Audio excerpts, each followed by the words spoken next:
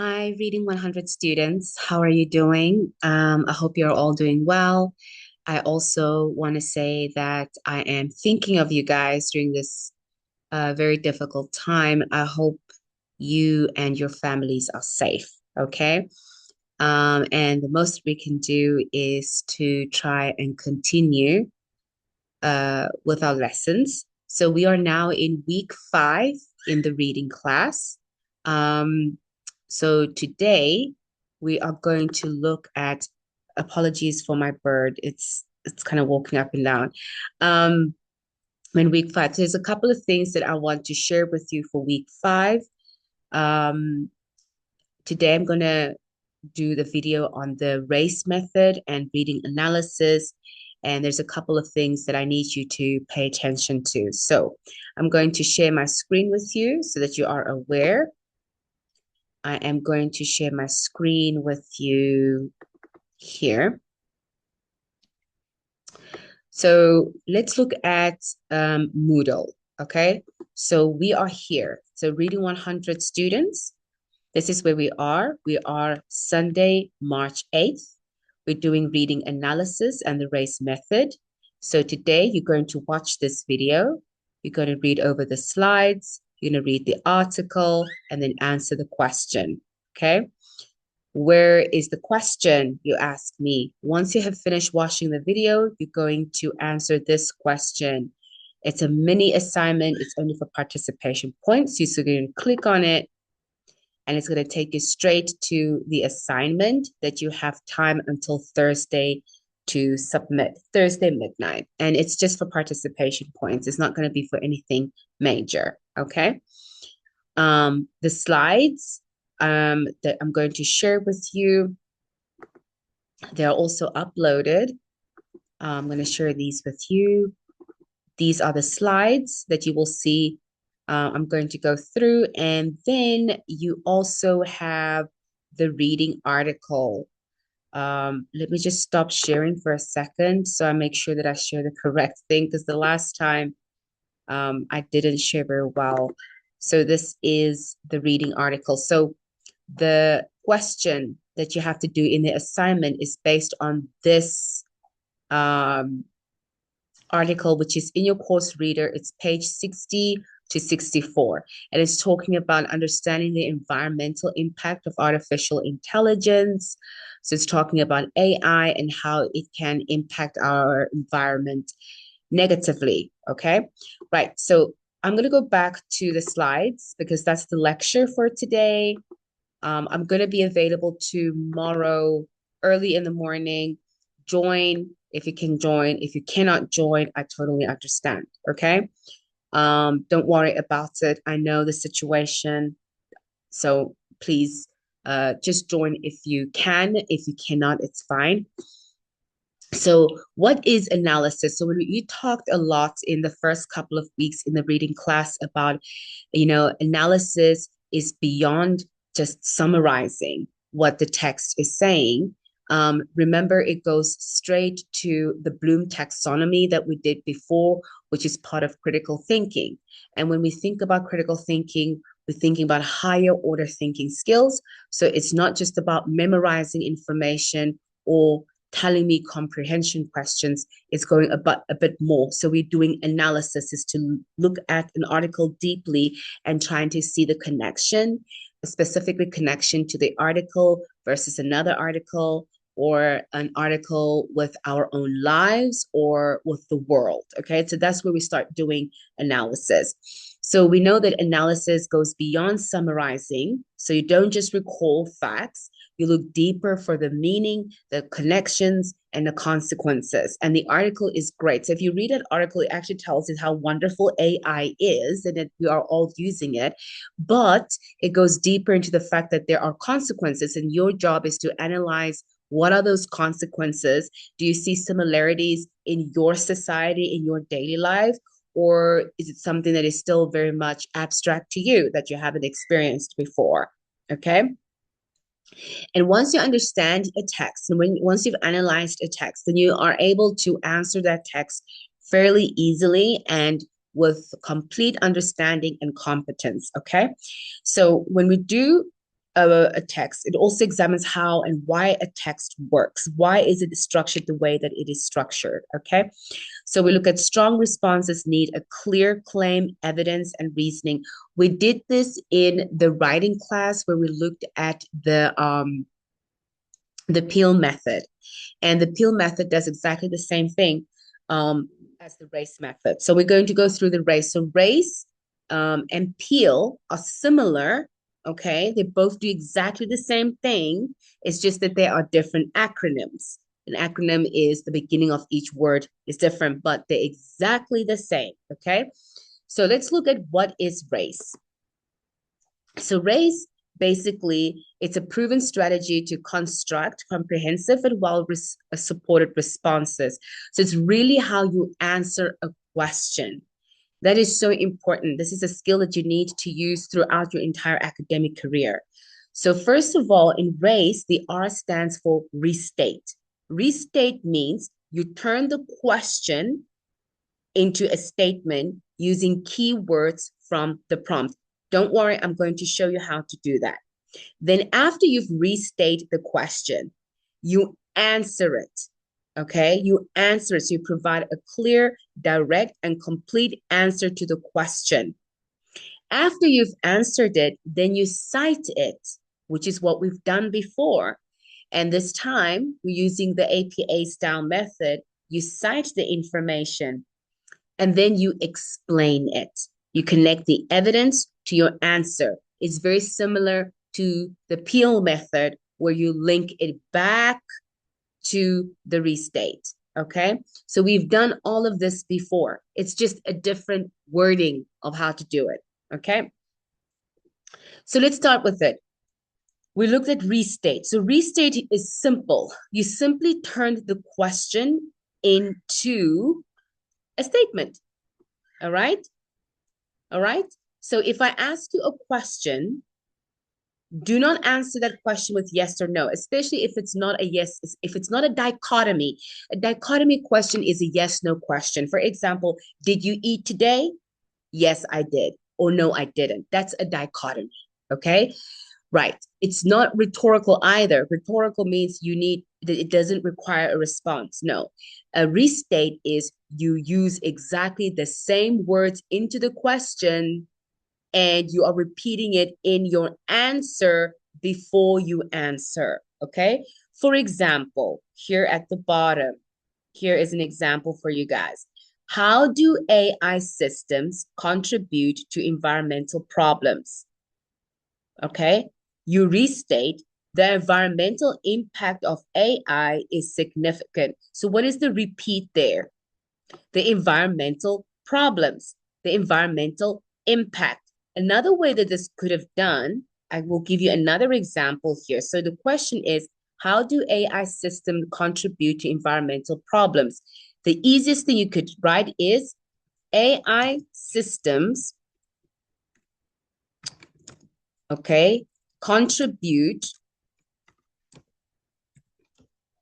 okay, various consequences, various negative effects rather, okay?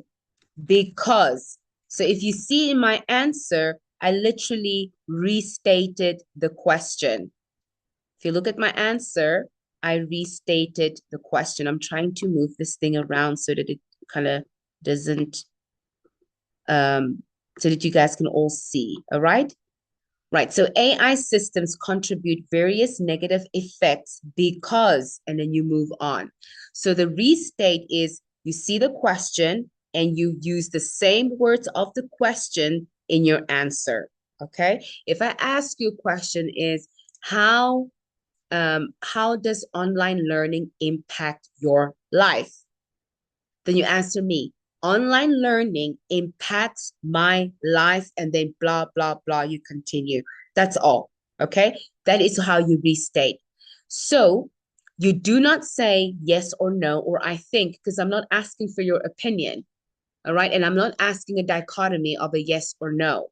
Okay. You don't just copy and paste the question. You are a little bit creative. Look at the examples that I've given you. You can say things like the text shows, the author explains, one reason is based on the reading. You can use these starters to answer your question. All right. So that's the first thing of R.A.C.E is to restate. After you've restated the question, obviously, what do? You answer it, right? Now, it's very important when you answer, you give a direct, specific answer. I will repeat this again. You give a direct, specific answer. Do not add too many words. Answer it directly, straightforward. Okay. The less wordy, the better. Okay. Do not make one claim. Don't be vague. Okay. Don't say things like, it gives us many things. That's very vague. Look at the text, find a specific idea or a specific answer, and you use that answer. All right. For example, here is we have, remember the question we have. The question was, how do AI systems contribute to environmental problems? All right. Then the answer, so we will look at this slide. One here, the answer is the environmental impact of AI is significant. That is the restate. Plus the answer, because they increase energy and water use, which raises emission. Look at this. This is the answer. They increase energy and water use, which raises emission. Do you see that it's very specific? It tells us it increases energy and water. It doesn't say, oh, it causes a lot of problems. A lot of problems is vague. That is a 0 for that answer, okay? All right, which raises emission. So you are being very specific in your answer. Where do you get the answer? From the text, okay? Right. Now, after you've answered, so we have restate, we have answer, our favorite thing that we have learned this entire term, cite. You cite the evidence. Now, the citing of the evidence, again, where do you get it? You get it from the text, right? Don't just drop a quote without an intro. Don't just put in a quote there. I had told you guys multiple times. The best thing that you need to do is to use these starters. According to the author, the text states, the article reports. On page, if there's a page number, on page 61, the text says, and then you put in your quote. Okay? So here we have an example. Here you have an example. Oh, sorry about that. According to the PF Explainers 2025, remember the APA style, Microsoft reported a 29% increase in emission, page 57. That's an example, okay? So exactly like the Peel method that we used, all right? And which citation style do we use? We use the APA. We only put the page number if there is a page number. Now, you guys have an article. It has page numbers. You're going to use direct quotes from it. So that means you have to have the page number in there. But please use these starters according to the text says, the article reports on page number, etc. After you have cited your information, and also before we move on, when you cite information, make sure that this information is linked to your answer. It shouldn't just be a random quote that has nothing to do with your answer. It needs to connect, all right? Then what do you do at the end? You explain, okay? You explain, so you say things such as, you discuss the significances or the consequences. So if AI has a terrible impact on water, okay, it uses a lot of water and energy consumption, all right? According to the text, every time when an AI bot has to answer a prompt that we give it, it uses 30% of water, or, increases emission by 35%. You put that would be my citation. Therefore, now this is your explanation. You use the transition words. Therefore, this shows that this is important because as a result. So here I have an example for you. So here the evidence. This is what I have done in the citation, okay? Microsoft reported a 29% increase in emission and higher water usage, right? That's the answer. That's the citation. Then you explain. This shows that expanding AI technology increases environmental pressure by demanding more energy.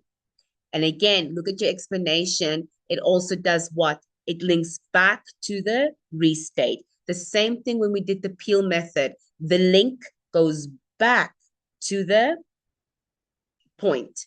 All right. Okay. So this is an example that I have written here. The prompt, the question says, how do AI systems contribute to environmental problems? Okay. AI contributes to environmental problems. What is this part? Restate. Yes. Right? Look, I have repeated the question. I restated the question. How do AI systems contribute to environmental problems? AI contributes to environmental problems. Now you answer because many systems require large amounts of electricity and water. This is your answer. Because many systems require large amounts of electricity and water. That's your answer. Now, what do you do after you answer? You cite. Where do you cite? From the article. How do we start citing? We say, according to FPF Explainers 2025, remember the date, direct quote, Microsoft reported a 29% increase in emission and 23% of higher water usage due to technologies, including generative AI. Page 57, for example. Okay, that is my citation. Now, after we've cited, what do? We explain. And our explanation needs to be almost like a result, a consequence. This shows that expanding AI is already increasing environmental pressure as companies scale these systems, demanding for energy and water will likely keep rising, which could rise overall emission. There you have it. Okay, so it's a very small article, so it's a very short response, but this is a response that will get you, let me see, 1, 2, 3, 4, 5. It will get you 5 out of 5 if you follow this. Okay, then let's look at the next slide. The common mistakes to avoid. So when you use the R.A.C.E method, just like the peel method, there are certain things that we deem as best practices and certain things that are not good. Okay, sorry about that.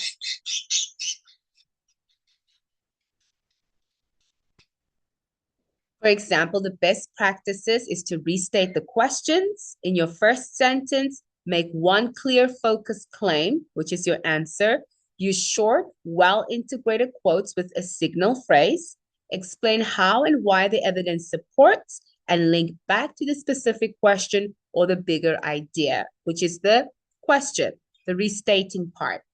What you should not do not say yes or no, okay?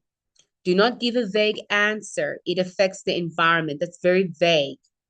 Dropping long quotes with no context. We call those floating quotes. Like I told you guys, every time when you quote something, when you use evidence, when you cite, it needs to link to your answer. So if the quote doesn't link to your answer, no, we don't do that. Missing or incorrect citation. All right.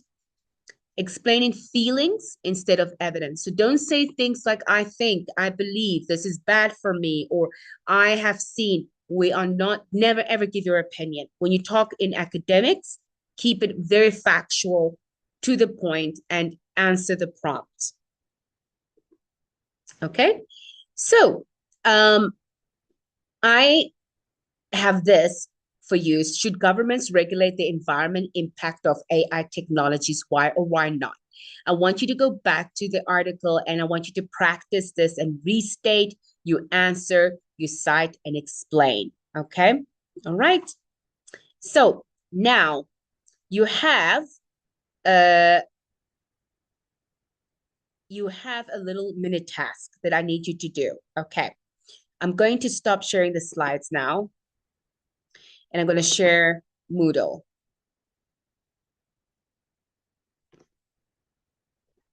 Okay, right. So here's Moodle. I'm going to go to this one over here just to show you my screen. Okay, so this is where we are. You're going to watch this video.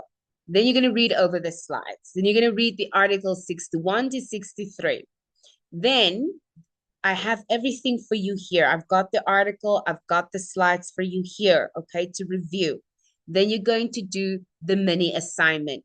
You click on it.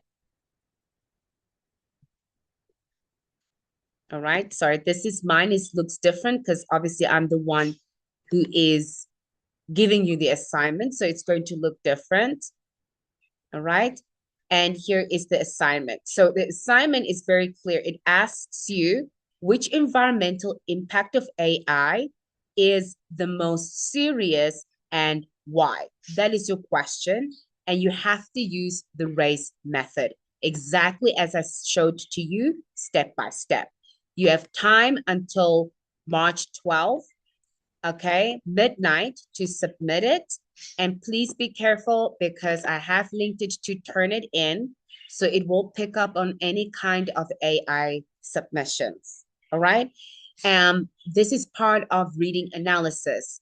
And that's why it's important, because if you understand reading analysis and you do all of your annotation and your background checking of the article to answer the question, you will do it pretty well, especially in the citation part.